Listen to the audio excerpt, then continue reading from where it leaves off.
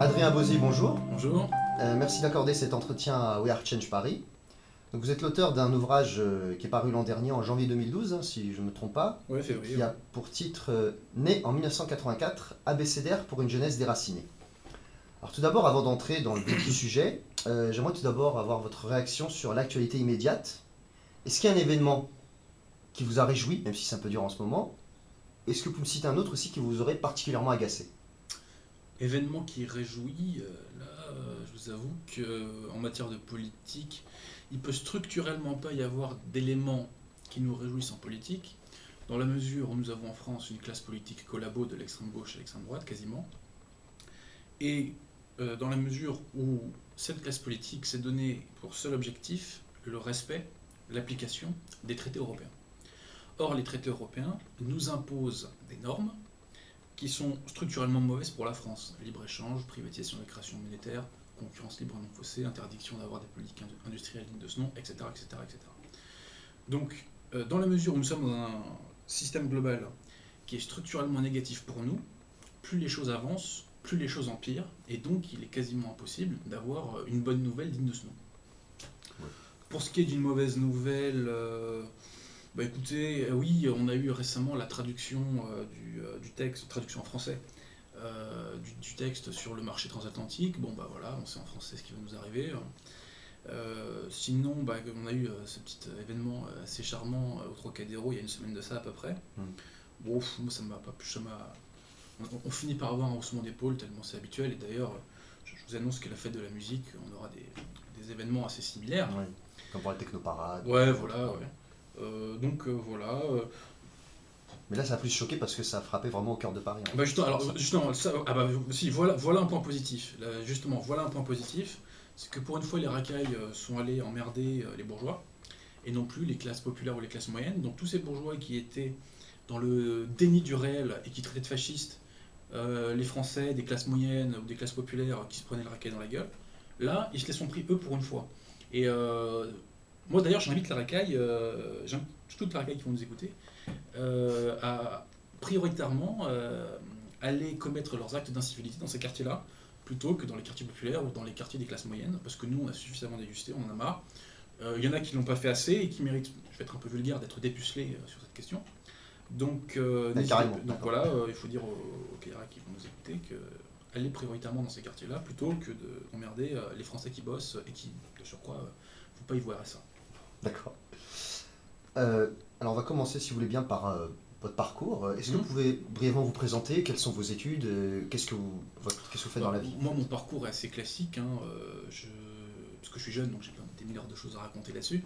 Je suis avocat aujourd'hui, donc j'ai fait des études de droit classique, hein, rien de spécial à raconter. Donc voilà, je suis avocat depuis quelques mois maintenant, tout se passe bien. D'accord. Est-ce qu'au cours de votre prise de conscience, est-ce qu'il y a un événement, une lecture particulière ou un film qui était décisif dans votre prise de conscience, qui vous a poussé à sortir de la zombification? Alors, il n'y a pas eu un événement en particulier ou un livre en particulier. C'est un mélange de choses. En fait, la question qui est posée, c'est pourquoi, contrairement à beaucoup de jeunes de ma génération, je suis pas lobotomisé et je ne crois pas au système. Donc, qu'est-ce qui a fait que j'ai été moins lobotomisé et que j'ai pas gobé tout ce que le système m'a balancé comme mensonge? Déjà, il y a un truc qui m'a sauvé, une aptitude que le bon Dieu m'a donnée depuis que je suis tout jeune, depuis que j'ai peut-être, je sais pas, 10-11 ans, je suis tombé amoureux de la littérature policière populaire française, à savoir les Arsène Lupin, les Fantomas, les Rouletabille, etc. Et ça m'a fait découvrir Simenon aussi. Simenon, beaucoup moins. Je suis pas très fan de Maigret et compagnie, sans faire de jeu de mots de balle. Non, non, rien à voir. Je préfère Lupin, Rouletabille et Fantomas à Maigret. Et notamment parce que les Rouletabille, les Fantomas et compagnie se passent pendant la France de la Belle Époque, c'est-à-dire 1890 jusqu'à 14-18. Ouais. Et à l'époque, je ne me rendais pas compte, mais ce que j'aimais, c'était humer le parfum de la France de ce temps-là, qui sentait la vraie France, d'avant la wash-washisation et l'américanisation de la France, en fait. En réalité, quand on se ment pas trop. C'est un peu l'image que les gens ont de la France, malgré tout. Voilà. Donc à l'époque, je ne savais pas pourquoi j'aimais lire ça, outre le talent littéraire des écrivains, outre les intrigues, etc. Mais en réalité, c'est parce que j'aimais humer de cette bonne France, de cette France enracinée en fait. Parallèlement à ça, très très jeune, j'ai eu le goût de l'histoire. Je me rappelle même qu'en CE1, j'avais un livre scolaire qui s'appelait Du passé vers l'avenir, et je me rappelle avoir demandé à ma prof de faire plus d'histoire. Ah, Donc j'avais ce double amour pour la littérature policière populaire française et pour l'histoire, qui ont été des vaccins, des systèmes immunitaires qui m'ont prémuni contre la lobotomisation d'État et de marché. Voilà. En fait, pourquoi? C'est que je me suis, sans m'en rendre compte à l'époque, j'étais pas du tout dans une logique de lutte contre le système, mais je me suis immunisé contre le système en m'enracinant. Voilà. Donc c'est cet enracinement long et progressif qui a fait que je me suis débranché de la matrice progressivement. Sachant que à partir de mes 20 ans à peu près, là j'ai commencé à être vraiment un gros lecteur, et j'ai vraiment eu une cadence de lecture assez monstrueuse, parce que je lisais en gros entre 100 et 200 livres par an. Et étant étudiant, j'avais beaucoup de temps, donc j'en ai profité pour beaucoup lire. Je précise que depuis que je bosse maintenant depuis plusieurs années, j'ai toujours le temps de lire. Donc moi, ce qui m'irrite, c'est quand les gens me disent « je ne lis pas parce que je n'ai pas le temps ». Oui, effectivement, quand on regarde la télé 4 heures par jour, on n'a pas le temps de lire.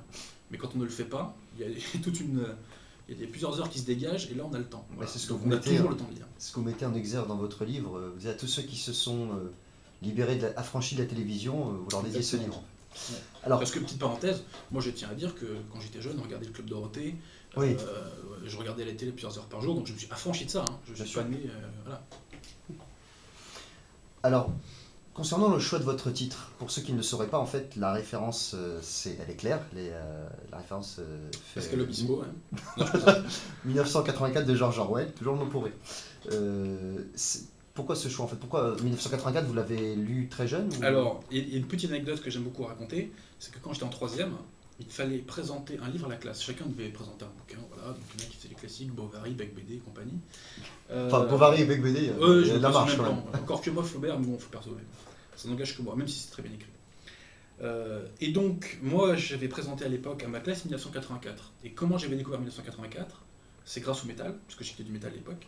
Et dans un magazine, en fait, on parlait de je ne sais plus quel groupe, qui avait fait un concept album sur 1984. Et donc, comme c'était l'année de ma date de naissance, j'ai été interpellé par ça, sans me douter du fond qu'il y aurait dedans. Hein. Ouais. Et donc voilà, j'ai lu, j'ai beaucoup aimé, et je l'ai présenté à ma classe, et je me rappelle même que j'avais eu quelques compliments de mes camarades de l'époque. Maintenant, pour ce qui est du titre en lui-même, il faut rendre à César ce qui est à César, c'est pas moi qui l'ai trouvé, c'est mon éditeur. D'accord. Et vous avez pensé à quel titre, vous, initialement en fait? En fait, ils sont tellement mauvais que bon, j'ai pas envie de les dévoiler. D'accord, très bien. Alors vous, si je ne me trompe pas, le fil conducteur de votre démarche, c'est d'expliquer en quoi nos démocraties ne sont pas des démocraties, contrairement à ce qu'on veut nous faire croire, en fait. Ouais. La société de consommation, vous parlez de la société de consommation, du déracinement, c'est le sous-titre de votre livre, Abécédaire pour une jeunesse déracinée. En quoi la résultante de cette société où on a le pouvoir réel n'est pas aux mains du peuple, en quoi est-ce que cela aboutit au déracinement, en fait? Déjà, il faut comprendre que la problématique qui s'est posée à l'oligarchie à la sortie de la Seconde Guerre mondiale, c'est que l'oligarchie voulait conserver ses privilèges de classe, mais le problème, c'est qu'elle ne pouvait plus pour cela recourir au fusil. Je parle dans le monde occidental, parce qu'il y a eu l'expérience traumatisante de la guerre.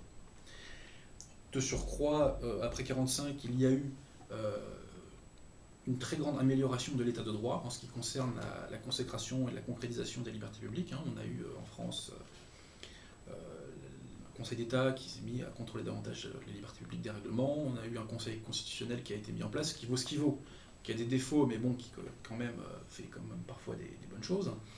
Donc, on a eu un progrès depuis la Seconde Guerre mondiale de l'état de droit. Non pas de la démocratie, mais de l'état de droit. À savoir que nos libertés publiques sont davantage respectées. Il ne faut pas oublier qu'en 1934, quand il y a les manifs pour prendre l'Assemblée, le pouvoir tue. Le pouvoir tue. C'est vrai. Il fait plusieurs dizaines de morts. Aujourd'hui, on ne tue pas. Quand nos racailles dévastent les Champs-Élysées, il n'y a pas un mort et il y a à peine des condamnations. Bon. Donc il y a eu un progrès de l'état de droit après la Seconde Guerre mondiale. Donc comment faire pour régner sur les esclaves que nous sommes destinés à être? Alors là, je ne dis pas que des gens se sont réunis dans une salle et qu'ils se sont dit tiens, on va les déraciner, mais progressivement, s'est mis en place un processus de domination que j'ai appelé le totalitarisme de marché. Ce totalitarisme de marché, ça consiste à s'attaquer non pas au corps des individus, mais à leur esprit. Et en s'attaquant à leur esprit, on va les déraciner. Et c'est en déracinant un individu qu'on le transforme en légume malléable.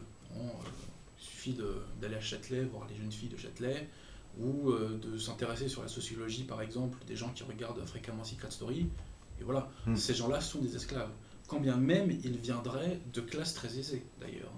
Ces gens, quelle que soit l'origine, la culture, la religion, tout ce qu'on veut, ces gens-là sont des esclaves. Donc le système, pour maintenir sa domination, déracine pour transformer des individus qui bénéficient de libertés fondamentales du fait des progrès de l'état de droit en esclaves. En gros, la problématique qui est posée au système, c'est comment faire pour transformer en esclaves les populations sans leur retirer leurs droits. Voilà. Et pour cela, il y a un truc, c'est les déraciner et en faire des poissons rouges, puisque un poisson rouge, il va dans le sens du courant, mais il ne se pose pas davantage de questions. Il tourne en rond. Voilà. C'est un peu ce que Pasolini disait quand, je crois, la phrase exacte, c'est le centralisme. Non, la société de consommation a réussi ce que le centralisme fasciste n'avait pas réussi à faire en fait. C'est par la consommation, on a servi les êtres en fait. C'est ce que vous venez de dire. En fait, Pasolini avait dit ça surtout en ce qui concernait l'uniformisation de l'Italie. Mais oui, en gros, c'est ça, quoi. Ouais. Sachant que c'est pas la société de consommation elle-même, c'est l'orientation qu'on a donnée et l'usage qu'on a fait de la société de consommation. D'accord. Mais concernant les personnes qui pourraient avoir une prise de conscience, des gens prennent conscience que nos sociétés ne tournent plus très rond, mais beaucoup de gens n'osent pas dire, n'osent pas contester publiquement la doxa officielle. Vous parliez du surmoi, je crois que vous avez parlé une fois de la, si je ne me trompe pas, la suspension consentie de l'incrédulité. Ça, c'est deux choses différentes. Effectivement, la question est de savoir pourquoi, lorsqu'on parle en privé, par exemple, d'une question comme l'immigration, il y a très très peu de gens qui, dans le prix entre quatre yeux, nous disent « moi je veux une augmentation de l'immigration en France, moi je veux plus d'immigrés dans mon quartier ». Quand je dis immigrés, j'entends pas finlandais, j'entends malien, rome et compagnie. Pourquoi, en privé, quand je parle aux gens, il n'y a personne qui me dit j'ai envie d'avoir plus de Roms dans mon quartier. Même chez les politiques. Et pourquoi, si j'ai un juste demain, je passe au grand journal et que je dis il faut moins de Roms en France, je me fais traiter de fasciste. C'est ça la question. Donc pourquoi il n'y a pas le même discours en privé et en public? Pour le comprendre, il faut comprendre le mécanisme du psychisme de l'être humain, tel qu'il était dégagé par Freud. Alors je sais que Freud est critiqué, bon, je m'en fous. Moi je pense qu'il y a des choses justes chez lui, il y a peut-être des choses fausses, mais je crois qu'il y a aussi des choses justes. Il faut prendre ce qu'il y a de bon de toute façon chez les gens. C'est comme chez Marx, on ne valide pas tout, on prend ce qu'il y a à prendre. Chez Adam Smith, on prend ce qu'il y a à prendre. Chez Schopenhauer, un tel. Et Freud donc a, entre guillemets, dessiné le psychisme de l'être humain en deux topiques. Et dans ce deuxième topic, il y a donc le ça, le moi et le surmoi. Le moi, je surcaricature, on va dire que c'est la conscience. Le ça, c'est le centre de nos pulsions inconscientes. Et il y a le surmoi. Et le surmoi, c'est un système d'autocensure qu'ont chaque individu en eux. Et comment fonctionne-t-il ce surmoi? De façon extrêmement simple. C'est quand le moi a une pulsion ou émet une pulsion, l'individu est rattrapé par son surmoi et le surmoi va museler la pulsion du moi. Par exemple, l'exemple que je prends tout le temps, imaginons qu'il y a... on est en boulot, on est avec des collègues, on discute comme ça. Imaginons que nous soyons 4-5 personnes. Sur ces 4-5 personnes, je suis le seul à être pour une limitation de l'immigration en France. On discute politique, nanana, on arrive au sujet de l'immigration, et là, à ce moment-là, mon moi va vouloir me dire « critique l'immigration », mais comme je sais que les 4 autres personnes autour de moi sont contre, mon surmoi, lui, va me museler et va me dire « ne critique pas l'immigration ». Chacun son propre flic, en fait. Sachant que le surmoi, c'est pas moi qui le dis, ce sont les psychanalystes, le surmoi, c'est un gendarme intérieur que chacun de nous a dans la tête, et qui nous dit « tu as le droit de dire ceci, cela », en fonction du contexte, parce que le surmoi agit en fonction de la réalité extérieure, parce que si on est entre individus qui pensons qu'il faut limiter l'immigration, on n'a absolument aucun problème pour le dire.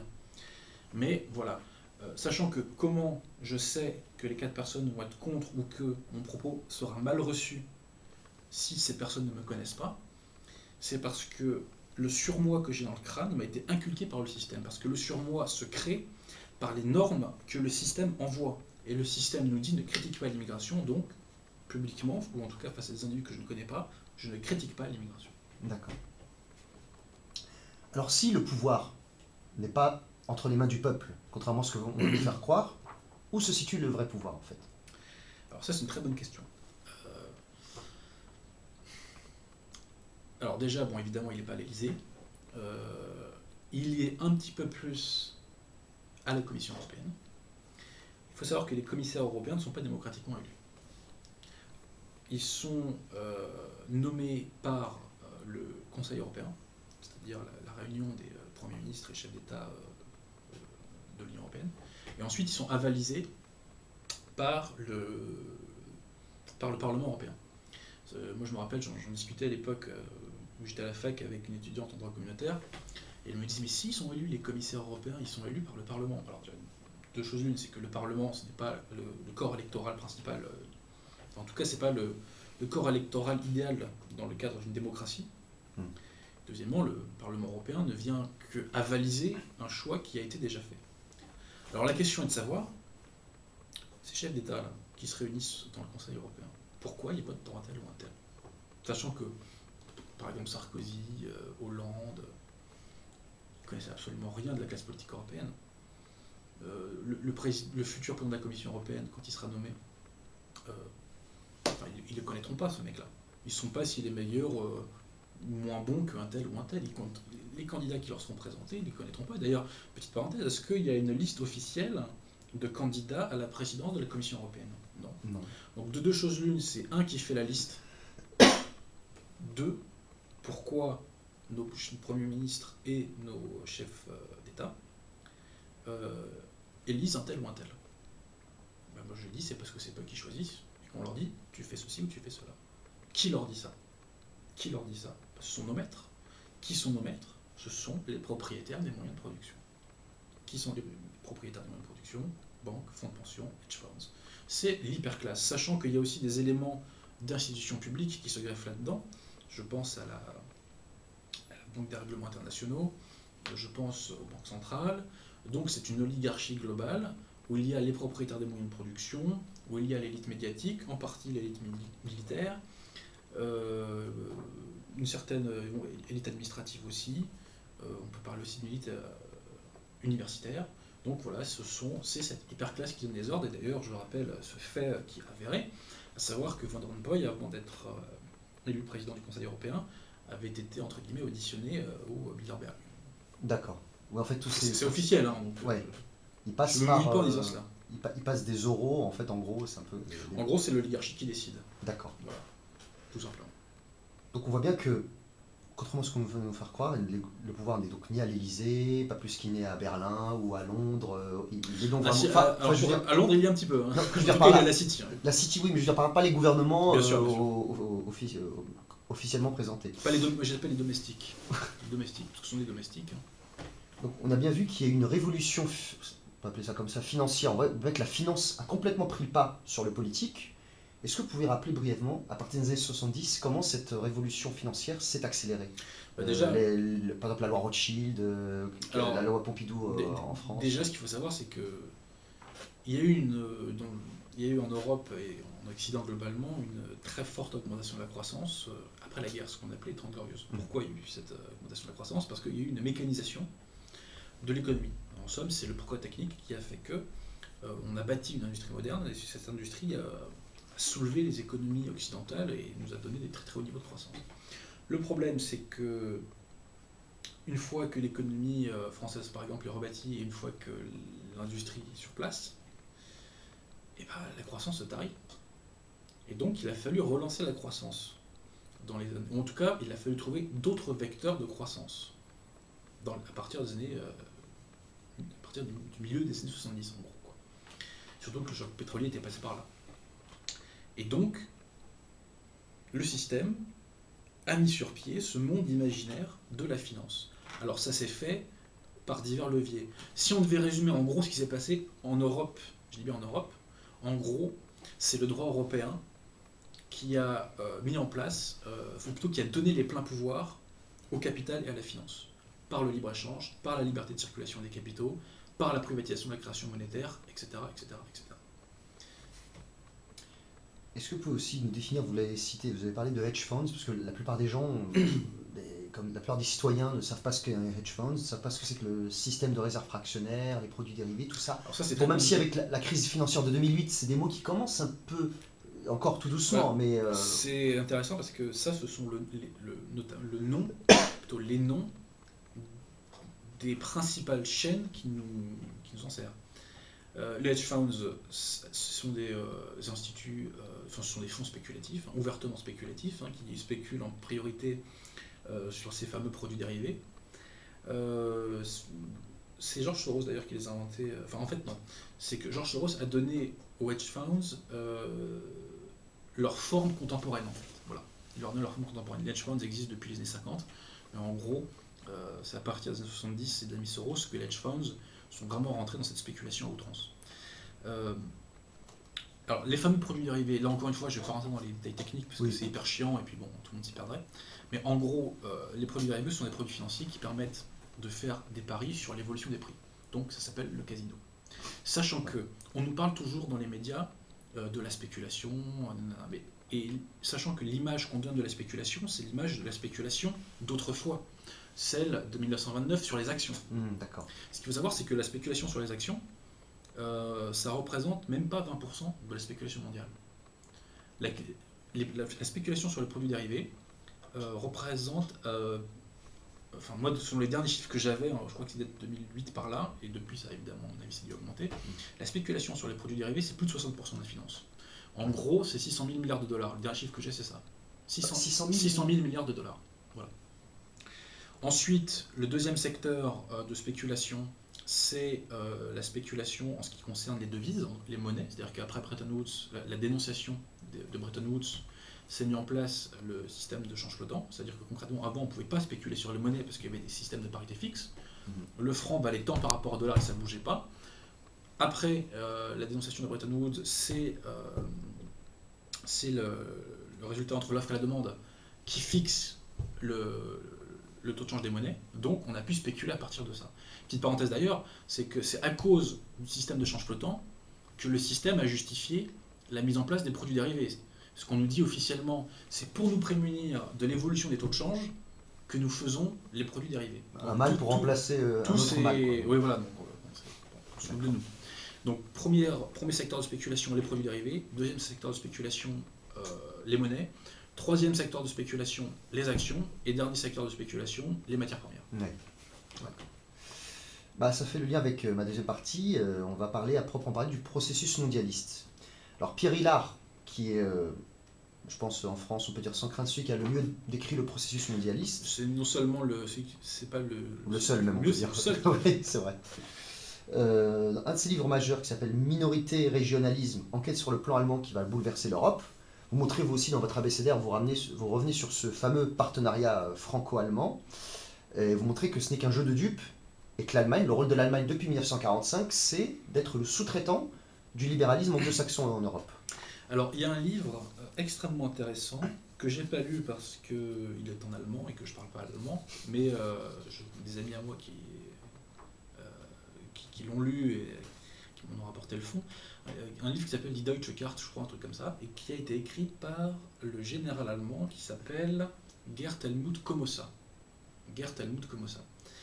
Et dans ce livre, notre fameux Gerd dit qu'à chaque fois qu'un chancelier allemand est élu, la première chose qu'il fait, c'est qu'il va prêter allégeance à Washington.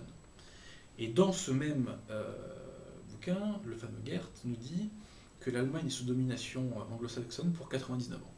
Bon. Alors, il faut comprendre une chose déjà, quand on parle de l'Allemagne. Déjà, à titre préliminaire, si on veut comprendre ce qui se passe en Allemagne, il y a 3 auteurs à lire. Jacques Bainville, André Sheridan et Pierre Hillard. Voilà. Alors, déjà, une chose, c'est que les Allemands, plutôt les élites allemandes, contrairement aux élites françaises, n'ont pas renoncé à défendre les intérêts de leur pays. Je ne dis pas qu'ils le font pour défendre le peuple, très certainement le font-ils en premier lieu pour défendre leurs intérêts, Mais les élites allemandes défendent encore l'Allemagne, ce qui n'est pas le cas des élites françaises. Elles n'ont pas renoncé à toutes leurs prérogatives, en fait, ça voulait dire Non, non, vraiment, elles défendent les intérêts de l'Allemagne. D'accord. Véritablement. Seulement, les élites allemandes sont lucides, elles savent qu'elles n'ont plus la main. Alors, il y a un pacte tacite. Moi, je pense qu'à la base, c'est un pacte tacite qui s'est officialisé au fil des décennies, à savoir que les anglo-saxons ont dit aux Allemands: on vous laisse pousser vos pions, si vous poussez les nôtres. Voilà. Quel est l'objectif de l'Allemagne depuis 1945 ? L'objectif de l'Allemagne depuis 1945, c'est d'effacer les conséquences de la Seconde Guerre mondiale et d'effacer les conséquences de la Première Guerre mondiale. Effacer les conséquences de la Seconde Guerre mondiale, ça a été fait avec la réunification, pas totalement, mais en partie, parce que l'Allemagne n'a pas récupéré, par exemple, des terres comme la Prusse ou la Silésie, qui étaient des terres allemandes traditionnellement. Mais globalement, l'Allemagne s'est réunifiée, donc la Seconde Guerre mondiale, c'est comme ça n'est pas eu lieu pour elle. Et les conséquences de la Première Guerre mondiale, l'Allemagne tend à les effacer petit à petit. Par exemple, la Yougoslavie. Pourquoi l'Allemagne a foutu la merde en Yougoslavie à partir de la fin des années 70 ? Parce que la Yougoslavie a été créée par le traité de Versailles. Et pour l'Allemagne, l'existence de la Yougoslavie en soi était un outrage. Pour rappel, la Première Guerre mondiale a éclaté entre l'Autriche et l'Autriche-Hongrie et la Serbie. Notamment. Aussi. Mais, donc voilà, l'Allemagne veut effacer les conséquences de la Guerre mondiale. Et Pierre Hillard, justement, dans Minorité et Régionalisme, montre bien comment s'articule, juridiquement parlant, le néo-pangermanisme allemand. Et on voit bien que par ce néo-pangermanisme, les Allemands reprennent la politique qui était celle de Guillaume II. Sachant que, donc, je résume bien, c'est que l'Allemagne veut effacer les conséquences de la Seconde Guerre mondiale, les Anglo-Saxons le lui permettent si elle pousse les pions du mondialisme, et notamment si elle pousse à la mise en place du bloc européen.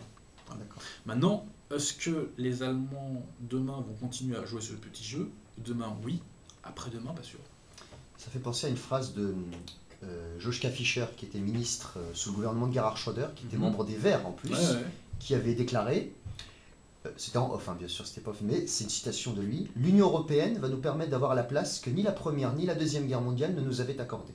Ouais, on saurait être plus explicite. C'est tout à fait vrai, parce que l'objectif quel était l'objectif des Allemands ? Pourquoi ils ont déclaré la guerre, les Allemands, en 14-18 ? Quel était leur intérêt ?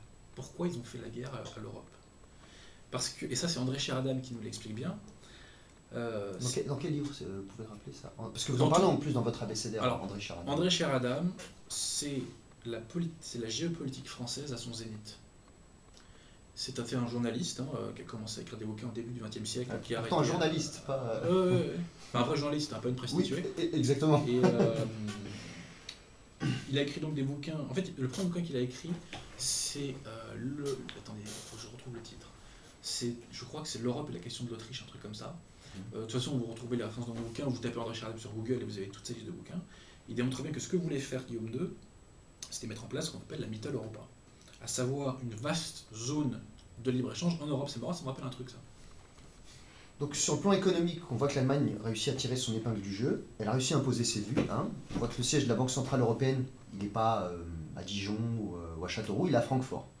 Et l'euro fort a plus de proximité avec l'ex-Deutschmark, même si les Allemands contestent de plus en plus l'euro, mais l'euro convient plus aux exportations allemandes qu'aux exportations françaises. Est-ce que la France n'est vraiment qu'un dindon de la farce dans cette histoire ? Parce qu'on voit que l'Allemagne a cette zone de libre-échange que vous nous avez rappelé, la Mitteleuropa, l'Europe de l'Est. C'est vraiment pas le cas de la France. La France n'a vraiment rien gagné dans cette affaire. Alors, la France n'a absolument rien gagné dans la construction européenne, puisque la construction européenne a imposé à la France des normes qui la tuent économiquement. Je pense en premier lieu au libre-échange. Donc, est-ce que la France est le dindon de la farce ? Oui.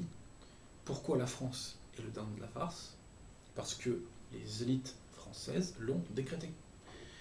Et ce qu'il faut comprendre, c'est que ce que nous vivons là n'est que la conséquence, ça va surprendre les gens qui vont nous écouter, n'est que la conséquence de Waterloo. Pourquoi ? Parce que la France, pendant des siècles, était une puissance dominante. Et par sa domination, la France a assuré leur place et leur richesse à l'oligarchie française. En 1815, les élites françaises comprennent qu'elles ne pourront pas maintenir leurs privilèges par la puissance de la France, puisque la France est vaincue. Donc nos élites ont fait le choix de la vassalisation pour maintenir leurs privilèges. Donc ce que nous vivons là n'est que la conséquence de Waterloo. Et tout le 19e siècle traduit le fait que la France décide la France décide de devenir la queue de comète de la comète anglo-saxonne. On aurait pu inverser la tendance en 14-18, parce qu'en 14-18, la vraie puissance victorieuse, c'est la France. Seulement Clémenceau n'a pas cherché à jouer la carte de la puissance française. D'ailleurs, ceux qui veulent savoir pourquoi, je leur invite à lire le livre de Émile Flourens, qui s'appelle La France conquise, un livre qui est écrit en 1905, mais on apprend des belles et des pas mûres sur l'ami Clémenceau. Émile Flourens, qui est Émile Flourens, qui était avant toute chose un ministre des Affaires étrangères de Jules Ferry. D'accord. Donc c'était pas un guignol complotiste délirant, c'était un homme d'État. Donc a écrit ce livre La France conquise, qui se lit extrêmement facilement d'ailleurs, qui est très bien écrit, malgré quelques propos qui aujourd'hui je pense tombent sous le coup de la loi, sur lesquels je ne tarde pas. Mais Émile Flourens donc en dit des belles et pas mûres. Et donc, il y avait cette carte française qui pouvait être jouée en 14-18, mais qui se passait par l'annexion de la Rhénanie, parce que la Rhénanie est un des poumons industriels de l'Europe, donc ça serait un poumon industriel de plus pour la France, et ça aurait été un de moins pour l'Allemagne. Mais Clémenceau a refusé de jouer cette carte, et du coup, la France est restée là où on était à Waterloo. Mais est-ce que les Anglo-Américains, enfin on va pas refaire l'histoire, est-ce qu'ils l'auraient laissé faire? C'est peut-être pas sûr. Enfin, déjà, à la base, Clémenceau, à cause de son idéologie maçonnique, ne pouvait pas annexer la Rhénanie. Il ne pouvait pas parce que, comment vous dire, il était dans ce mythe de l'Europe du droit, il faut demander au peuple, nanana, bon, ok. Les rois de France n'ont pas demandé leur permission pour annexer et conquérir des territoires. Donc il fait dans une politique patriotique nationaliste, appelons ça comme on veut, politique nationale tout simplement, j'ai envie de dire, à l'époque. Alors, il y avait à l'époque des individus qui étaient pour l'annexion de la Rhénanie. Il y avait Poincaré notamment, qui était président de la République. Il y avait Maurice Barrès. Il y avait le général Mangin. Et il y avait surtout Foch. Et Foch, d'ailleurs, a critiqué Clémenceau publiquement sur la question de la Rhénanie, il faut le savoir. Mais donc, Clémenceau, à cause de son idéologie maçonnique, était contre l'annexion de la Rhénanie. Bah écoutez, ça s'est pas fait. D'accord. Et sachant qu'à l'époque, si la France avait voulu faire le forcing sur la question de la Rhénanie, elle aurait pu l'avoir. Parce que la France avait une légitimité extraordinaire et parce que la France avait à ce moment-là la première armée d'Europe. Donc les Anglo-Saxons n'auraient pas pu s'y opposer. Ils auraient mis devant le fait accompli. Devant le fait accompli, voilà. Oui, voilà. Pour revenir au jeu que joue l'Allemagne, avec sa politique de länderisation des minorités, des régions transfrontalières, que décrit très bien Pierre Hillard dans le livre Minorité régionalisme, est-ce que ça peut pas être une arme à double tranchant? Est-ce que ce piège ne risque pas de se refermer en Allemagne? Parce qu'en Allemagne, il y a aussi des sentiments régionaux assez marqués. De deux choses l'une. C'est que le sentiment ethnique allemand est beaucoup plus développé que dans les autres pays. Oui. D'ailleurs, Guillaume de lui-même parle des tribus allemandes. Donc on n'était pas au 8e siècle quand il disait ça, on était au début du 20e. On parlait des tribus allemandes. Donc certes, il y a des particularismes allemands extrêmement forts, mais l'ethnicisme, la notion ethnique étant plus développée, ils sont moins gênés, si vous voulez, par l'ethnicisme d'État qui est imposé par la länderisation. Parce qu'ils n'ont pas l'équivalent des Basques, des Bretons, des Corses, etc. Il n'y a pas de ce genre d'équivalent en Allemagne. Petite parenthèse, si moi-même j'avais été président de la République, Dieu m'en garde, comprenne qui voudra, qu'est-ce que je ferais aujourd'hui? Qu'est-ce que je ferais? Je financerais, mais autant que je peux, les partis indépendantistes, particularistes bavarois, ou du Schleswig-Holstein, ou de Rhénanie, tout ce qu'on veut.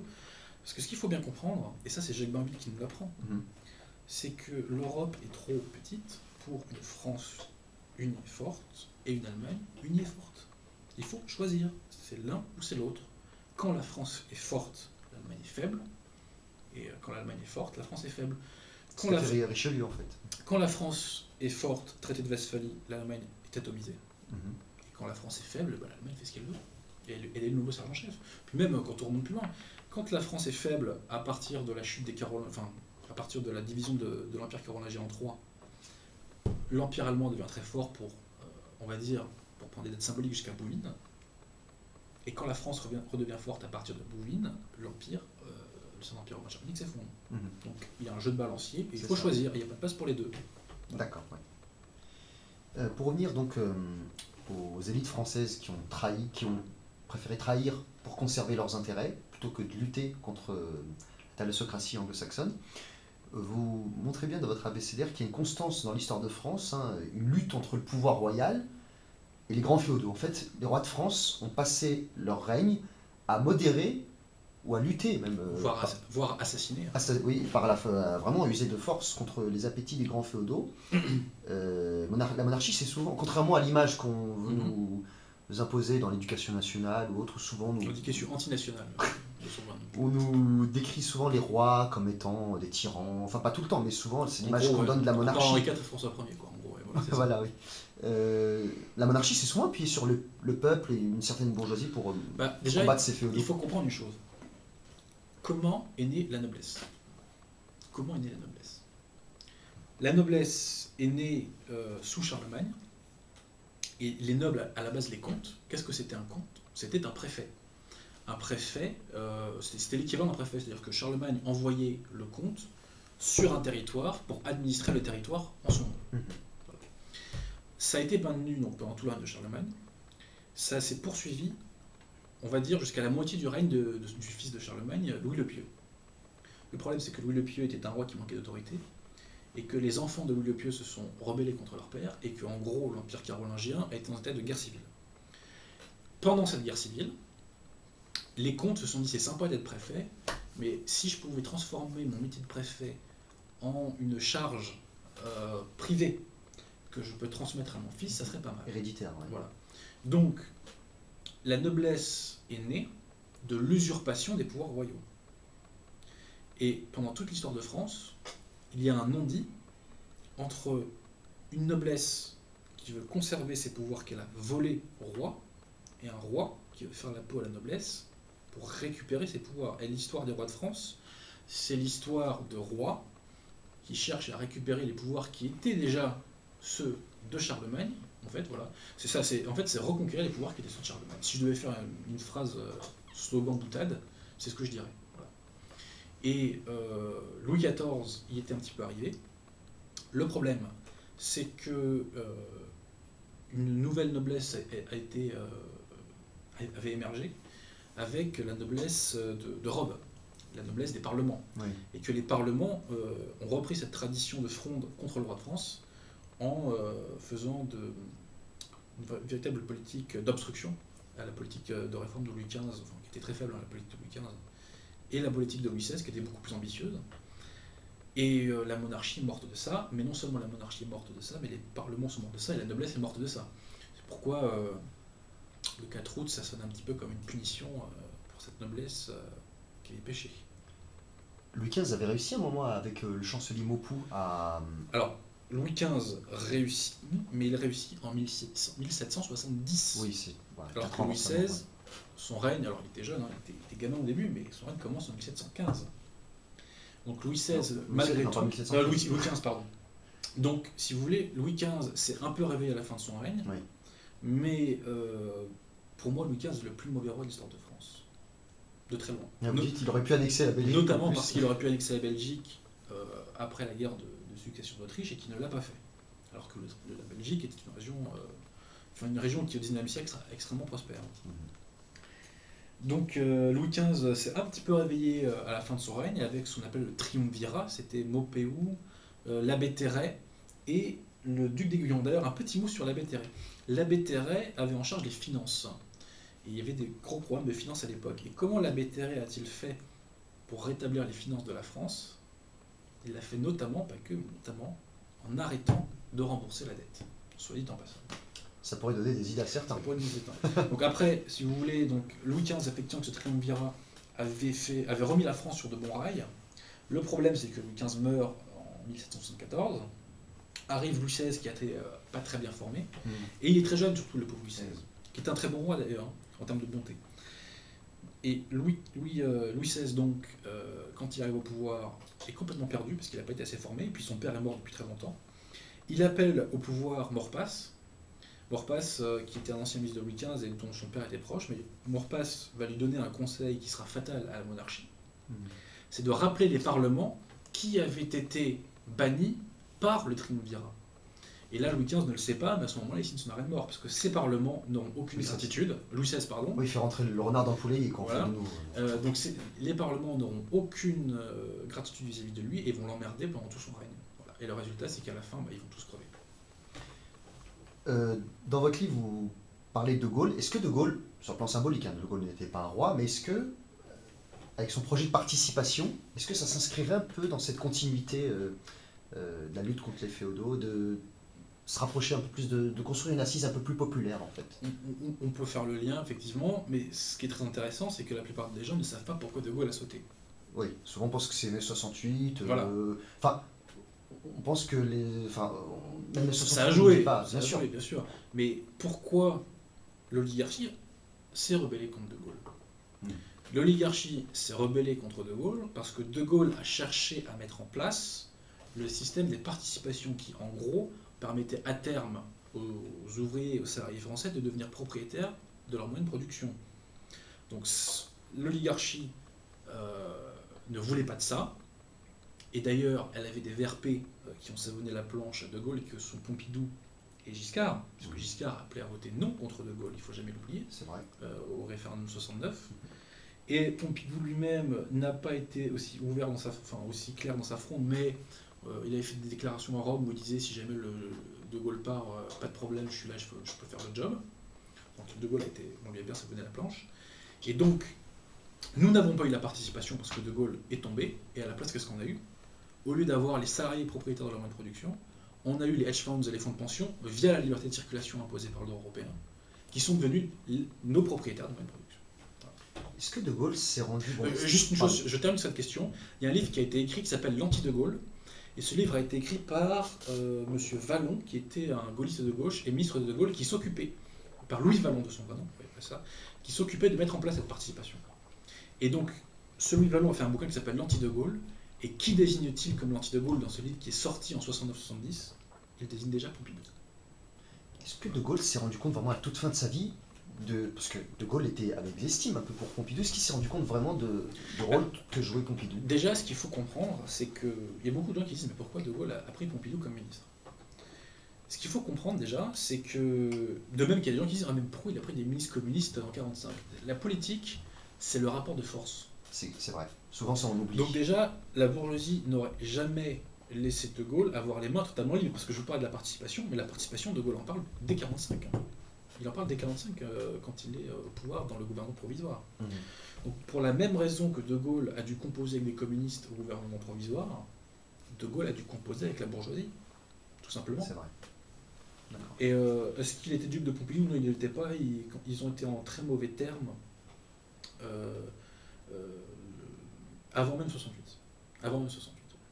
Notamment parce que Pompidou, d'ailleurs, il y a eu un projet, il y avait une amorce de la participation dans les années 65-67, je ne sais plus trop, et Pompidou avait vidé le projet de sa substance, et ça, De Gaulle l'avait très mal pris. Ouais, vraiment, Pompidou a vraiment tout fait. Et puis Giscard d'Estaing, lui, il avait clairement appelé à voter contre. Donc oui, en 69, Giscard appelle à voter non. Et d'ailleurs, dans les débats entre Giscard et Mitterrand, dans le débat de Giscard-Mitterrand de 74, Monopole du cœur. Voilà, Giscard a dit, se revendique de De Gaulle parce que ça fait bon genre, et il cite le fait qu'ils se sont vus, je ne sais plus, 200 ou 300 fois. Et Mitterrand, pour le coup, l'a assez bien mouché, il dit mais c'est marrant, vous oubliez de parler du 301e ou du 201e rendez-vous avec De Gaulle, celui d'avril 69, vous avez appelé à voter non et vous l'avez fait chuter. C'était assez juste. C'était assez juste. Oui, c'est vrai, Giscard d'Estaing, souvent on vous laisse réclamer De Gaulle parce que même nos hommes politiques aujourd'hui, On ne peut pas faire le contraire. Voilà, on peut pas dire. Enfin, aujourd'hui, L'UMP aujourd'hui, même elle se réclame de De Gaulle. Enfin, c'est n'importe quoi. Ouais. Concernant le rôle de l'Angleterre dans l'Union Européenne, elle sert de pont entre les États-Unis et l'Europe. Churchill avait dit une fois à De Gaulle, parce que De Gaulle, lui, aussi comprenait que l'Angleterre était... bon, elle avait beau être alliée pendant la guerre, que l'Angleterre restait toujours, elle aussi, un rival de la France. Et Churchill avait dit une fois à De Gaulle que le Royaume-Uni ne saurait renoncer au grand large. Je ne sais plus de la phrase exacte, mais c'était ça en fait. Et donc il avait dit à De Gaulle qu'entre la France et les États-Unis, il choisirait toujours les États-Unis. Mais ça, on peut pas le reprocher aux Anglais. Imaginez qu'il y ait un continent dans lequel il y ait 300 millions de personnes qui parlent français. C'est vrai. Ça peut être le Québec. Enfin 300 millions d'Européens, enfin d'anciens Européens qui parlent français. D'accord, ouais. On ne peut pas faire semblant. On va dire, c'est forcément fascinant, attirant, surtout que les États-Unis sont malgré tout une création anglaise. Donc si on a eu l'équivalent, il ne faut pas se mentir, on aurait eu le même tropisme. Est-ce que déjà la défaite lors de la guerre de 7 ans sous Louis XV, est-ce que c'est un prémisse un peu à Waterloo ça Alors déjà, la guerre de 7 ans, ce qu'il faut savoir, c'est que c'est la Première Guerre mondiale. Parce que pendant la guerre de 7 ans, on se bat aux États-Unis, on se bat en Europe et on se bat en Inde. En Inde, c'est vrai. Et la guerre de 7 ans était un drame pour la France parce qu'elle a perdu tout son empire colonial, son premier empire colonial, et sachant que c'était à peu près un bon tiers, je dirais, des États-Unis actuels et une partie des Indes. Et ça, les Anglais nous l'ont chippé. Canada, États-Unis. Voilà. Et Alfred Sauvy a une bonne formule sur la guerre de 7 ans. Il dit que la France a perdu. C'était la perte culturelle du monde, je crois, pour la France. Voilà. Concrètement, si aujourd'hui les gens parlent anglais, c'est parce qu'on a perdu les États-Unis. Si on avait gagné la guerre de 7 ans, le monde parle français. Alors, est-ce que c'est un prémisse de Waterloo? Non, disons que c'est une entorse qui est mise à la domination française qui avait été officielle, on va dire, à partir du traité de Westphalie 1648, mais n'oublions pas que derrière, il y a la guerre d'indépendance américaine où la flotte française met la misère, pour ne pas dire met à l'amende, la flotte anglaise. Donc là, rétablissement, et non, la France a vraiment perdu sa domination en 1815. Quoi. Donc il y a une séquence 1648-1815 où la France est globalement la reine. Quoi. Souvent, on a l'image d'une Angleterre très dynamique sur le plan commercial, mais pour la guerre, l'une des raisons pour laquelle l'Angleterre a poussé à tout prix à la guerre, c'est qu'elle craignait, plus que tout, le dynamisme économique de la marine française, en fait. Même si la marine militaire était peut-être un peu moins performante, mais la marine économique française... Ce qu'il faut savoir, c'est qu'il y a eu, entre 1700, je crois que c'est 1700 et 1715, la guerre de succession d'Espagne. Oui. Et guerre de succession d'Espagne, en fait, qui permettait à Louis XIV de mettre son petit-fils sur le trône d'Espagne. Ce que, évidemment, les autres couronnes ne voulaient pas. Et donc, en gros, l'Europe s'est coalisée contre la France. La France, finalement, a fini par l'emporter. Mais elle l'a emporté notamment parce que l'Angleterre s'est retirée du combat parce qu'elle avait peur que, notamment, l'Autriche reconstitue l'empire de Charles Quint, en mettant Habsbourg à la place d'un Bourbon. Mais quelle a été la condition pour que l'Angleterre cesse le combat dans la guerre de succession d'Espagne? C'était d'ensevelir le port de Dunkerque. En gros, le port de Dunkerque n'est plus un port. Donc oui, effectivement, l'Angleterre avait peur de la marine française. Et pourquoi l'Angleterre nous a fait la guerre pendant 25 ans, pendant la Révolution et l'Empire? Parce qu'elle ne voulait pas que Anvers soit français. Ça, c'est Jacques Marville qui nous l'apprend. Napoléon dit que c'est un pistolet pointé sur le cœur de l'Angleterre. Bah, voilà. Bon, on soit plus clair. Et vous parlez de l'Angleterre dans votre abécédaire, vous dites qu'un patriote français doit s'inspirer de l'Angleterre, c'est ce qu'on appelle la dialectique. Du peuple anglais. Enfin, du peuple anglais, pardon, excusez-moi. Du peuple anglais, pas de la City. Parce que vous dites que contrairement aux Français, les Anglais, on n'aura pas inculqué la haine de soi. Je vais parler vulgairement. Oui. Je vais parler très vulgairement et je m'en excuse auprès des personnes qui vont nous écouter. Je vous en prie. C'est que le peuple anglais, contrairement au peuple français, n'a pas perdu ses couilles. Voilà. C'est que le français de souche de base, globalement en France, s'est fait émasculer. C'est pas le cas partout, c'est moins le cas en province qu'à Paris, qu'en Île-de-France, mais globalement, le français de souche s'est fait émasculer, c'est pas un scoop. Et le peuple anglais est un peuple un peu plus viril que le peuple français actuel. Bah, ça fait le lien avec ma troisième partie, l'histoire, ou son instrumentalisation et la mémoire, en fait. On voit que de plus en plus, on ne fait plus de l'histoire, on fait de plus en plus de la mémoire. Et pour cause, parce que l'histoire enracine. Exactement. Et que l'histoire est un système par définition. L'histoire est un enjeu, et notre oligarchie l'a très bien compris, elle s'en est emparée. On voit que de plus en plus maintenant dans l'éducation nationale, on n'apprend plus l'histoire de France. Excite Charlemagne, Louis XIV, Napoléon, qui sont réduits à la portion congrue. Maintenant, on apprend l'histoire du monde. Enfin, normalement, pour qu'un peuple... Vous pensez quoi, un peuple doit d'abord connaître son histoire pour mieux connaître l'histoire du monde? C'est une évidence. Oui. Puis avec tout le respect que j'ai pour le Guatemala, L'histoire du Guatemala, je m'en fous, quoi. Moi, ce qui Vous allez m'intéresse, avoir c'est des l'histoire de problèmes France. avec le lobby guatémaltais. Ouais, Faites mais attention. Je sais bien. Je plaisante. Mais voilà, de toute façon, on s'enracine dans sa propre culture. Oui. Et ça n'empêche pas ensuite de s'intéresser Bien sûr. à l'histoire de Alors, notre peuple, bien sûr. Et moi, c'est ce qui m'arrive d'ailleurs. Moi, j'ai fait mon éducation historique en quelque sorte en lisant Le Petit Mour, qui était oui, une encyclopédie, oui, une encyclopédie c'est vrai. historique. Et je lisais l'histoire des grands peuples et compagnie. Et moi, je suis par exemple un très grand admirateur des Mongols, du peuple mongol, D'accord. qui a quand même réussi à soumettre les 2 tiers de l'Eurasie alors qu'ils étaient très peu nombreux. Voilà. Donc l'un n'empêche pas l'autre. Mais j'ai pu m'intéresser aux Mongols parce que j'étais solide sur mes appuis. Et mes appuis, c'était l'histoire de France. D'accord.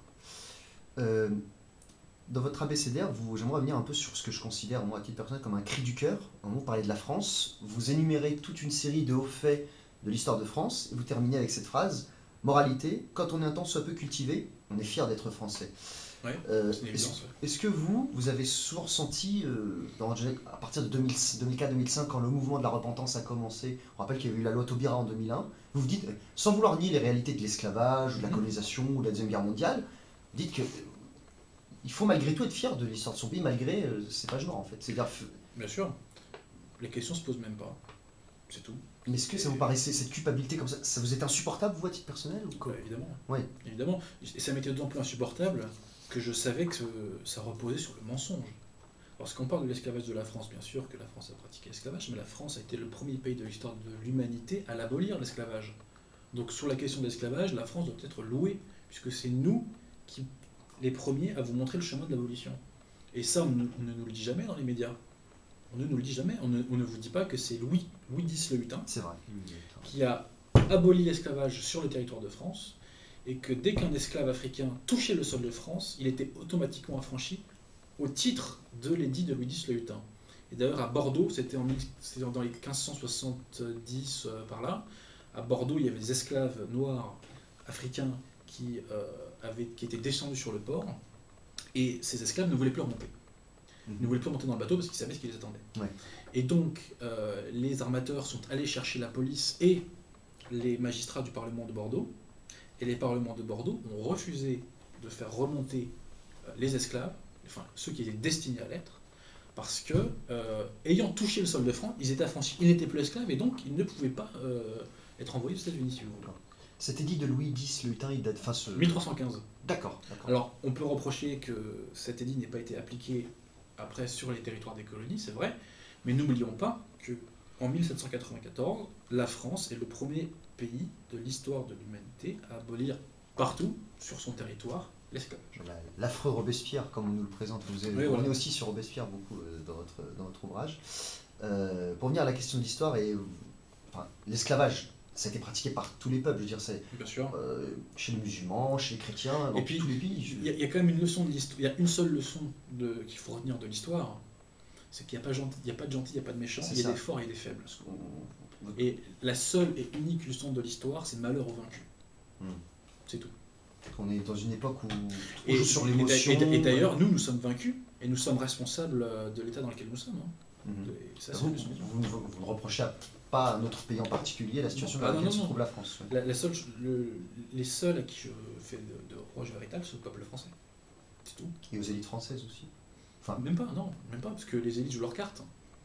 Ce qui est inacceptable, c'est que le peuple est à ce point, développé à ce point le goût de la coquification. Et ça, il est seul responsable. Cocu mécontent, comme on dit. Vous dites aussi, en parlant de... pour les musulmans, vous dites, à un moment pour l'Espagne, vous dites, on n'a pas reproché aux musulmans leur conquête et ils n'ont pas s'excusé pour le faire. Voilà. Et d'ailleurs, moi, ce qui vaut pour la France vaut pour les autres. Quoi, voilà. C'est complètement stupide. C'est stupide, mais ce qui est rigolo, ça de le rappeler aujourd'hui. Ce qui est rigolo, c'est que le système n'arrête pas de reprocher à la France la colonisation, alors que la colonisation de la France, ça a duré 130 ans dans le cas de l'Algérie et à peine 70 ans dans le cas de ces autres colonies. Alors que la colonisation de l'Espagne par les arabo-musulmans, ça a duré 700 ans. 700 ans. 780 ans. Et d'ailleurs, ce qui est rigolo, c'est qu'on nous dit que la colonisation française, que je ne défends pas, parce que derrière, on l'a payé par la contre-colonisation notamment, désolé de le dire, mais donc, la colonisation française a tous les maux. En revanche, la colonisation arabo-musulmane en Espagne est fantastique. C'était le métissage avant l'heure. D'ailleurs, c'est pas faux civilisationnellement. C'est-à-dire qu'il y avait une civilisation qui était vraiment rayonnante à l'époque. Oui, il y a des traces encore, bien sûr. Évidemment. Et on connaît la phrase de Charles Quint sur la mosquée, qui avait été D'accord. transformée en église. C'est qu'il disait j'avais un truc unique et vous m'avez transformé en un truc. Voilà. D'accord. Pour continuer sur cette question de l'histoire, l'instrumentalisation des mémoires et des souffrances, concernant l'esclavage, il y a des communautés, voilà, il y a les Arméniens d'une part, on voit que la France se communautarise de plus en plus. Je vais plus loin, moi. Moi, je dis qu'elle s'auto-apartheidise, la France. Ouais, d'accord. De fait. De fait. Contraire aux traditions françaises, en fait. On ne reconnaît pas de communauté, on ne reconnaît que les citoyens. Alors, faut distinguer deux choses. Communauté, je sais pas ce que c'est. Je sais pas ce que c'est. Moi, dans mon quotidien, je vois des blancs, je vois des noirs, je vois des maghrébins, je vois des asiatiques. Est-ce que c'est des communautés pour autant? Non. C'est pour ça que je préfère le terme d'apartheidisation. C'est que de fait, les gens se réunissent entre couleurs de peau. Je dis pas que c'est bien, je dis pas que c'est mal, je constate. C'est vrai. Ce qui n'empêche pas qu'on ait tous des potes maghrébins, noirs et compagnie, mais je constate de fait, et là faut pas être fasciste, Oui. je prends le métro. Je suis désolé, je prends l'horaire, je suis désolé. Des fois, je sors du périph', je vois ce que je vois. Bon. Et de fait, la France s'auto-apartheidise, c'est comme ça. Donc, tous nos petits bobos qui nous donnent des leçons de multiculturalisme et compagnie. Ils vivent en centre-ville. Ben, voilà, globalement, ou dans le 14e, ou des coins, globalement, Ouais. la question du mélange se pose pas. Parce qu'ils sont entre bourgeois blancs. D'accord. Le problème, c'est qu'il y a ces communautés-là qui veulent obtenir des prérogatives ou qui parlent de repentance. On voit qu'il y a un mouvement de contre-repentance, si je puis dire, qui s'est instauré. Beaucoup de gens, il y a des hommes politiques un peu qui sont montés au créneau sur la colonisation, sur l'esclavage, qui disent qu'il ne faut pas. Ça Alors, suffit. Ceux qui sont, par exemple, sur les effets positifs de la colonisation, les hommes politiques qui sont montés au créneau l'ont fait pour des raisons électoralistes. D'accord. Parce qu'ils sont dans des circonscriptions dans le sud de la France où il y a beaucoup de pieds noirs. Oui, voilà, c'est ça. Et que ça, c'est quelque chose que les pieds noirs ne peuvent pas accepter parce que la colonisation, c'était un petit peu aussi. Donc voilà, mais sinon, globalement, non, les hommes politiques sont des repentants. De toute façon, ils ne connaissent pas l'histoire de France, ils méprisent l'histoire de France, ils ont un dégoût viscéral de l'histoire de France, notamment parce que l'histoire de France leur rappelle qu'ils sont des collabos. Ouais. Ils ont la haine de la France. Nos élites respirent la haine de la France. Qui veut éradiquer la France si ce n'est nos élites? C'est pas les immigrés qui veulent détruire la France.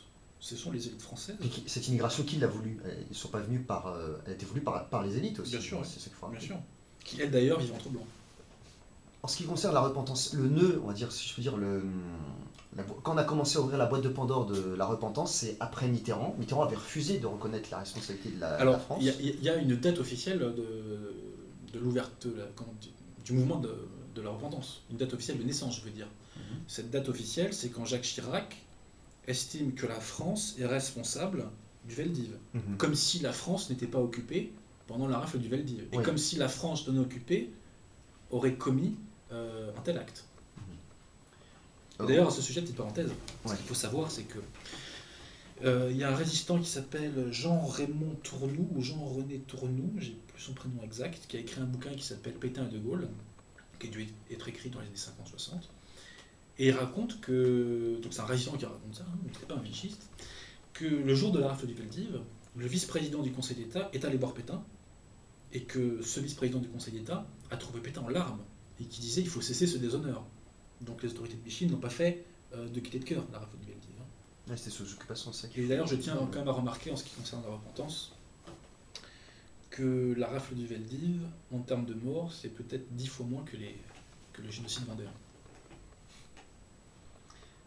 Et c'est vrai, pour revenir donc à la Deuxième Guerre mondiale qui est l'objet de toutes les passions, on oublie que la majorité des Français juifs, 85% des Français juifs ont échappé. Donc, c'est 75%. 75%, ouais. Pardon, excusez-moi. 75% ont échappé à la déportation. Bah, même les 25, c'est malheureux et c'est tragique, bien évidemment, bien mais sûr. ça, on le rappelle. Alors, il y a un historien franco-israélien dont j'ai oublié le prénom. Simon Epstein. Non, c'est pas Simon Epstein, c'est un autre. Je crois que c'est Alain Richard, mais j'ai pas envie de dire de bêtises, qui a écrit un bouquin sur la politique de Vichy à l'égard des Juifs. Et c'est un livre qui est sorti il n'y a pas longtemps. De ce monsieur, d'ailleurs, je crois, est rabbin aussi. Et il a trouvé un petit scoop en fouillant dans les archives, c'est que Vichy, à l'époque, apparemment, a essayé d'envoyer les Juifs de France aux États-Unis. Et Roosevelt a refusé. Ah, c'est une information, Et ça. Roosevelt a refusé. Voilà. D'accord. Bon. Bah, ça fait le lien avec, donc parler de l'histoire des communautés avec le contexte économique et social en France. Le débat ces dernières semaines, ces derniers mois a été dominé par le mariage pour tous. C'était une des promesses de François Hollande, à mon avis la seule qui va tenir de son mandat. Il tient que les promesses qui détruisent la France, de toute façon. D'accord. Il y a un fait qui est passé, mais alors totalement inaperçu, à mon avis, c'est la disparition, l'accord interprofessionnel, je ne me trompe pas, qui instaure en gros la fin du CDI. C'est l'arrêt mort du CDI. Non, c'est pas la mort du CDI, mais disons que le CDI reçoit une sacrée estocade. C'est-à-dire que en cas de difficulté économique d'une entreprise, difficulté économique qui n'est pas juridiquement définie, donc on ne sait pas ce que ça veut dire, les entreprises, si elles trouvent un syndicaliste prêt à signer l'accord, évidemment, peuvent faire un nouveau type d'accord d'entreprise qui est ce qu'on appelle l'accord sur l'emploi. Ce qui est rigolo, c'est que cet accord de maintien de l'emploi. Ce qui est rigolo, c'est que cet accord de maintien de l'emploi, si le salarié le refuse, il est licencié. Il est licencié de fait sans cause réelle et sérieuse réelle. Et en fait, si vous voulez, pourquoi cet accord, ce type d'accord est une remise en cause du CDI, non pas parce que le CDI n'existe plus, mais parce que le CDI est vidé d'une grande partie des garanties qu'il offre aux salariés. C'est-à-dire que le CDI, offre deux grands types de garanties aux salariés. C'est que, un, pour être licencié régulièrement, il faut ce qu'on appelle une cause réelle et sérieuse, que cette cause réelle et sérieuse soit personnelle ou économique. Et deux, les éléments essentiels du contrat de travail ne peuvent pas être unilatéralement modifiés par l'employeur. Les éléments essentiels étant rémunération, qualification, lieu de travail et j'en oublie un, bref, je sais pas grave. Les syndicats ont validé cet accord en fait aussi avec le gouvernement. Les syndicats ont validé cet accord, mais que les syndicats sont traîtres en fait. Mais que les syndicats soient des jaunes, c'est pas un scoop. Hein. Oui. Donc le CDI peut être mis entre parenthèses pendant si un accord sur l'emploi est signé et pendant la durée de cet accord de maintien sur l'emploi. Donc voilà, c'est une mise entre parenthèses du CDI et c'est quand même assez rigolo, on va dire ça comme ça, qu'un homme de gauche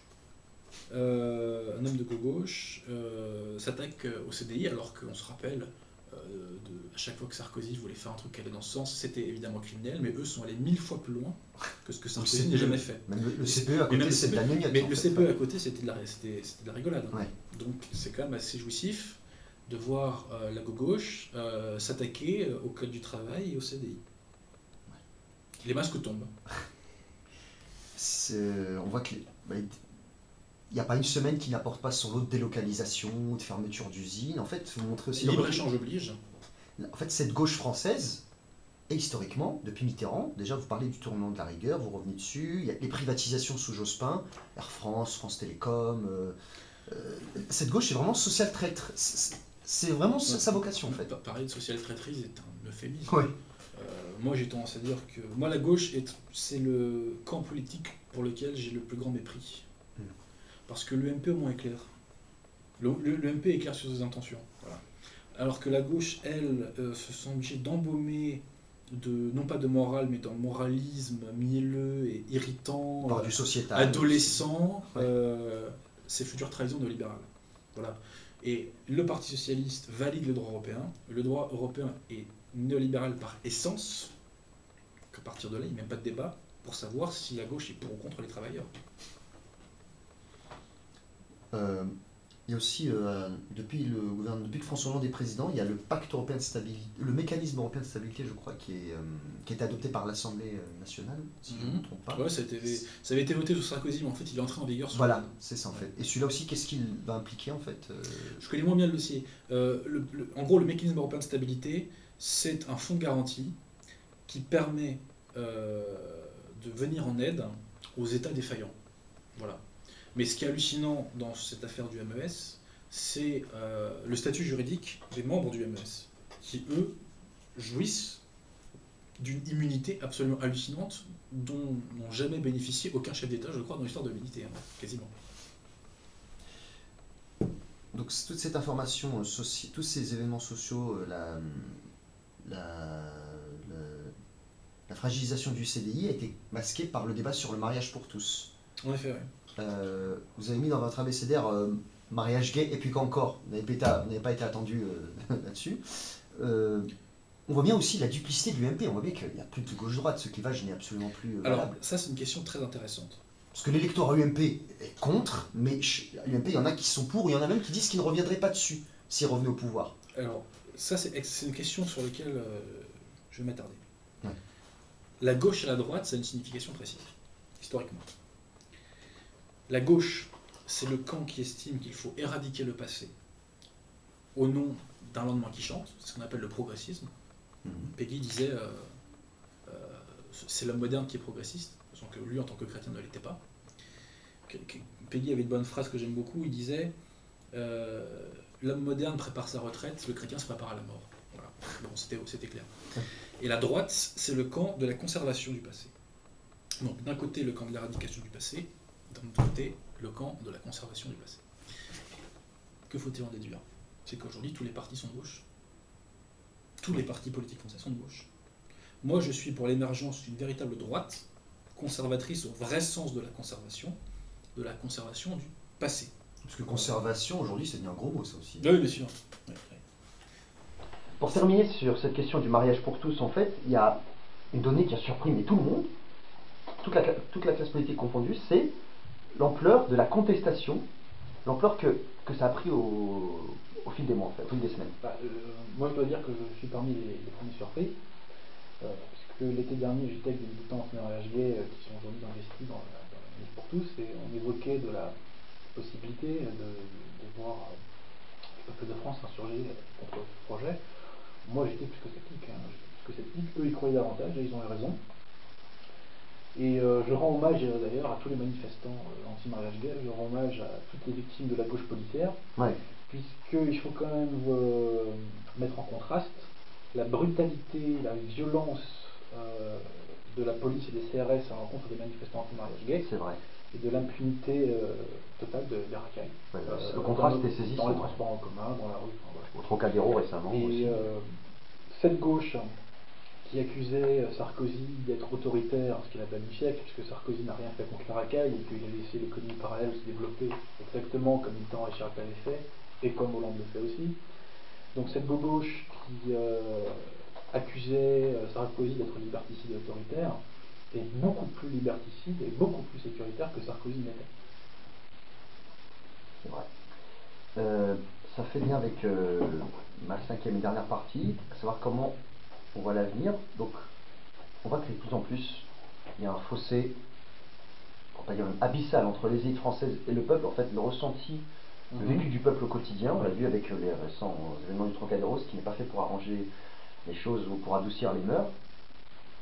Vous parlez de l'immigration, ou par exemple, votre titre personnel, vous dites, et c'est quelque chose qui est vraiment tabou, l'immigration qui est voulue pour le patronat, il faut pour vous réduire drastiquement l'immigration. C'est pas qu'il faut l'immigration.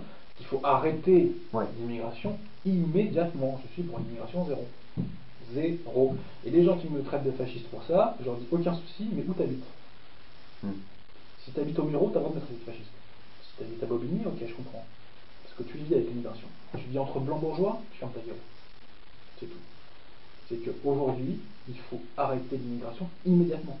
Parce que l'immigration conduit à l'implosion de la société française. Et ceux qui l'ignorent, vous savez, c'est aussi bête qu'un bourgeois qui dirait mais il n'y a pas de problème de pouvoir d'achat. Je suis blindé. Il n'y a pas de problème de pouvoir d'achat, j'ai plein de pognon. C'est pas parce que toi tu as plein de pognon que c'est le cas de tout le monde. C'est pas parce que toi tu ne souffres pas d'immigration, dont la première conséquence est une explosion de l'incivilité, de la criminalité et de la délinquance, il ne faut pas se mentir. Hein. Donc c'est pas parce que toi tu ne souffres pas de ça que ça n'existe pas. Donc si toi tu veux savoir ce que c'est, viens au Muro, viens à Mantes-la-Jolie, viens à Bobigny, viens à Sarcelles, viens à Saint-Denis, on en reparlera. Voilà. Mais en fait, ce que vous dites, ça ne veut pas dire que c'est dans leur gène, la délinquance. Ça veut dire que c'est ce contexte économique, toute cette volonté. C'est un processus compliqué, si vous voulez, qui fait que c'est un processus dans lequel il y a des éléments économiques, sociologiques, culturels aussi, parce qu'il y a un déracinement. En fait, ils sont à plaindre aussi. Ils sont déracinés, bien sûr. Ce sont des victimes aussi. Mais c'est ça le problème des racailles, c'est que ce sont aussi des victimes du système. Ce sont aussi des victimes du système, mais ce sont des gros et je ne les exonère pas Oui, bien sûr. de leur culpabilité de bourreau, sous prétexte qu'ils sont des victimes. Parce qu'à ce titre-là, nous sommes tous plus ou moins des victimes du mondialisme. Oui. En fait, la plus raciste, c'est la gauche. Cette gauche qui pense que la vocation des peuples, c'est d'émigrer ad vitam aeternam en Occident, alors comme si... La plus colonialiste, c'est la gauche. Exact. C'est la gauche qui a fait la colonisation, en plus. Au-delà même de ce qui s'est passé dans le passé, aujourd'hui, c'est la gauche, parce que les gens qui veulent imposer les droits de l'homme partout ne se rendent pas compte que c'est une vision coloniale du monde, que de vouloir imposer les droits de l'homme, qui est une matrice occidentale, d'ailleurs c'est ce que l'Occident a fait le plus mauvais quasiment depuis des siècles, de vouloir imposer ce que l'Occident a fait de plus mauvais au peuple, c'est du colonialisme. Vouloir imposer les droits de l'homme en Afghanistan, en Irak, au Mali, en Libye, en Syrie, c'est du colonialisme. Imposer sa culture et ses valeurs à un autre peuple, donc ça s'appelle le colonialisme. Robespierre disait « Personne n'aime les missionnaires armés ». Voilà. On voit aussi que les débats se cristallisent aussi autour de la question de l'islam en France. L'immigration, la plupart des immigrés sont musulmans, parce qu'ils viennent de l'ancien empire colonial français, c'est-à-dire qu'ils sont ou maghrébins ou d'Afrique noire. Ouais. Vous critiquez bien, c'est l'immigration, vous ne critiquez pas l'islam en tant que tel, pas la foi des gens ou la religion musulmane en fait. Déjà l'islam, je ne connais pas. C'est très large, oui, c'est vrai ça aussi. Je connais quelques grands traits, mais je ne le connais pas. Donc je ne peux pas critiquer l'islam de la manière que je ne peux pas critiquer le shintoïsme, je ne sais pas, l'hindouisme, tout ce que vous voulez. C'est que cette question d'ailleurs est hors sujet pour moi. Les canons théologiques de l'islam, je m'en fous. Moi je suis chrétien, ce qui m'intéresse, charité bien ordonnée commence par soi-même. Imputer l'incivilité des Français d'origine maghrébine, ou plutôt de certains Français d'origine maghrébine, à l'islam, c'est une escroquerie intellectuelle. C'est une escroquerie intellectuelle. C'est aussi bête que de dire que les actrices porno blanches font du porno parce qu'elles sont chrétiennes. C'est aussi con. C'est aussi con. Voilà. Donc, l'incivilité des individus ne vient pas de la religion, mais elle vient de leur responsabilité individuelle. C'est une belle excusez-moi. Oui. Oui. Il faut être intellectuellement honnête. Ouais. C'est que j'ai quand même une petite idée de ce qu'est un musulman, je sais ce que c'est un wesh-wesh de banlieue. Oui. Je vois bien quand même que ce sont deux schémas qui n'ont rien à voir. C'est ce que les médias, depuis le 11 septembre, on va dire, on est rentré vraiment dans une nouvelle période, c'est diabolisé à outrance. On ne parle pas de l'immigration parce que c'est facho, faire court, donc arrêt sur l'islam en fait. C'est ce que vous... Après, il y a des gens qui rentrent dans cette bâche, pourquoi? Parce que les gens ont plein le cul de la délinquance d'origine immigrée, et parmi les délinquants d'origine immigrée, il y a des maghrébins qui sont des faux musulmans, on est d'accord. Les Kairas sont des faux musulmans. Ils adhèrent à la sous-culture. Ils sont dans la transgression permanente des dogmes de l'islam. Ils sont séduits par la culture anglo-saxonne. Comme on veut critiquer cette délinquance d'origine immigrée et qu'on n'a pas d'autre vecteur, on critique l'islam. Voilà. Moi, je suis intellectuellement honnête, je ne critique pas l'islam, et d'ailleurs je m'en fous. Je ne suis pas islamophile non plus, mais je ne suis pas islamophobe non plus. Je ne me pose pas la question. Même que je ne me pose pas la question de savoir si je suis hindouophile ou homophobe, ou shintoïstophile ou shintoïstophobe. Bien sûr. Bon. Voilà, donc en gros, pourquoi la critique de l'islam a pris dans une partie du peuple? Parce que derrière ce qu'on veut critiquer, c'est le délinquant d'origine maghrébine. C'est pas le dogme islamique. On voit qu'il y a des problèmes autour du culte, enfin la place de culte de l'islam en France, c'est notamment tout ce qui a trait autour de la laïcité. La laïcité aussi, vous dites que c'est un terme qui était complètement galvaudé aujourd'hui. La laïcité, normalement, c'est la neutralité de l'État. Voilà, la laïcité, selon la loi de 1905, c'est le fait que l'État soit religieusement neutre, mais ce n'est pas qu'il n'y ait pas de manifestation religieuse dans la société civile. Et à ce titre, la loi de 2003 sur le foulard ne peut pas être invoquée comme une loi laïque, puisqu'on n'a pas imposé à l'État d'être neutre religieusement, on a imposé à la société civile d'être neutre religieusement. Et là, ce qui est rigolo, c'est que vous savez, Robespierre parlait des gens qui veulent la révolution sans la révolution. Là, on a eu les gens qui veulent l'immigration sans l'immigration. C'est que quand on fait venir des Maghrébins en France, on a des musulmans. Point barre, par définition. Et si demain on fait venir des Japonais en France, on a des shintoïstes. C'est comme cette même gauche qui promeut l'immigration. C'est cette même gauche. En 2003, c'était sous le gouvernement de Jean-Pierre Raffarin, mais c'était le Parti Socialiste qui, à l'Assemblée des députés socialistes, qui avait proposé cette loi. Non, mais ils ont voté aussi. Oui, mais c'est cette même gauche qui l'a. Enfin, cette gauche, tout le temps, joue un double jeu. La gauche, je le répète, est le parti politique le plus méprisable, et le camp politique le plus méprisable de France, parce que c'est le plus tartuffe. Voilà. Et on peut discuter avec un militant UNP, à la limite. Un dissident peut discuter avec un militant UNP, parce que le militant UNP est très proche en réalité du militant FN. On ne peut pas discuter avec un militant de gauche. Et les antifas, enfin tous ces joyeux lurons. Qui sont des idiots du système. Ouais. Peut-être pas si idiots que ça d'ailleurs, je crois qu'ils sont beaucoup plus conscients du rôle qu'ils jouent qu'on peut croire. On voit qu'il y a aussi un problème autour de la question de la thématique identitaire. On voit les événements s'amoncellent de plus en plus. On a vu la construction de mosquées en France. Il y en a pour qui ça pose problème. En fait, il y en a je veux dire, le problème c'est qu'il y a mosquée et mosquée. Ouais. C'est que moi, je ne suis pas pour que le paysage français s'arabise. Je le dis très clairement. Une mosquée qui serait faite dans une agriculture dans une architecture française, je m'en fous. D'ailleurs, ça veut dire que quand je passe devant, je ne me rends même pas compte que c'est une mosquée. Elles se font dans le paysage local. Voilà. Mais moi, je suis contre une arabisation de l'espace collectif français. Pourquoi Parce qu'on est en France. En fait, c'est un peu le reproche que vous je faites me éventuellement. Je me moque que l'espace culturel d'Arabie Saoudite soit arabe. Je m'en fous. Mais en France, on n'a pas à s'excuser de vouloir conserver l'espace socio-culturel français. Ça me semble être le moindre des bons sens. Tout simplement.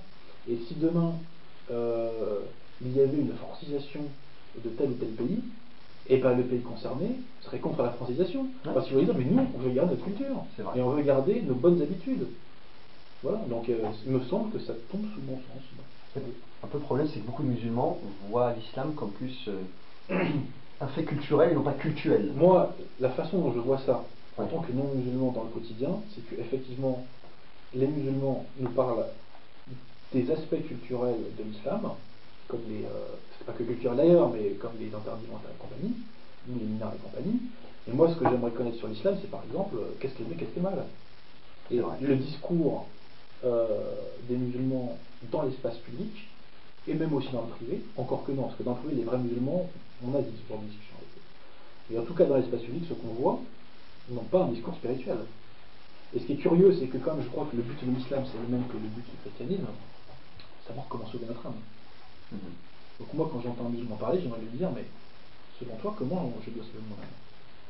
Et le problème, c'est que très souvent, on ne me parle pas de ça. On me parle de minards et compagnie, moi je m'en fous. C'est pas mon problème. Beaucoup de musulmans aussi, avec le déracinement aussi, connaissent eux aussi très mal leur religion en fait. On le voit, de toute façon, je vais vous dire, qui connaît dans notre époque. Les Français de souche ne connaissent plus rien du christianisme. Moi, j'ai dû rencontrer 10 chrétiens dans ma vie. À tout casser. Non, mais vraiment. Moi, je me considère comme un très mauvais chrétien personnel, pour maintenir notre raison. Et ça serait, je crois, très orgueilleux de se considérer comme un bon chrétien, mais des vrais chrétiens qui sont dans un vrai logiciel chrétien. Donc, c'est-à-dire un individu dont le but de sa vie est d'aller au paradis. Je ne sais pas beaucoup. Comme tout croyant qui et d'ailleurs, je déteste les gens, justement, qu'ils soient chrétiens ou musulmans, je ne supporte pas les gens qui se servent de la religion comme vecteur identitaire culturel. La religion, en tout cas quand on est chrétien, le but de la religion, c'est de sauver son âme. C'est d'être justifié, de devenir un juste pour aller au royaume des cieux. C'est ça le but. C'est pas de se la raconter, je suis chrétien et toi t'es musulman. Non. Oui, on a déjà beaucoup à faire avec soi-même. Ça m'insupporte. D'accord. On voit aussi que la question identitaire surgit de plus en plus en France. Vous avez déclaré une fois que les identitaires aussi, comme ils ont compris qu'ils ne pouvaient pas critiquer frontalement l'immigration, et aussi... Alors, je me suis mal exprimé, parce que moi je me considère comme un identitaire. Oui, l'identité en soi, ce n'est pas quelque chose de... Je parle des identitaires qui sont désignés comme tels par le système. Parce qu'on est tous identitaires, on est tous pour la défense de sa culture, voilà. Moi, quand je parle de ces identitaires-là, je vise les identitaires qui sont nommés comme tels par le système, c'est-à-dire les identitaires qui sont régionalistes, pro-européens, et parfois païens. Ce qui est pas le siècle français. La France est chrétienne, oui. La France est évidemment chrétienne, je dirais même qu'elle est catholique, que ça plaise ou pas, c'est comme ça. Je veux dire, l'Arabie Saoudite est musulmane, c'est comme ça, l'Inde est hindoue, c'est comme ça, le Japon est shintoïste, c'est comme ça, Israël est juif, c'est comme ça, et puis c'est tout. Je veux dire, c'est ainsi. C'est ainsi. On n'a pas à être pour ou contre, c'est comme ça, et puis c'est tout.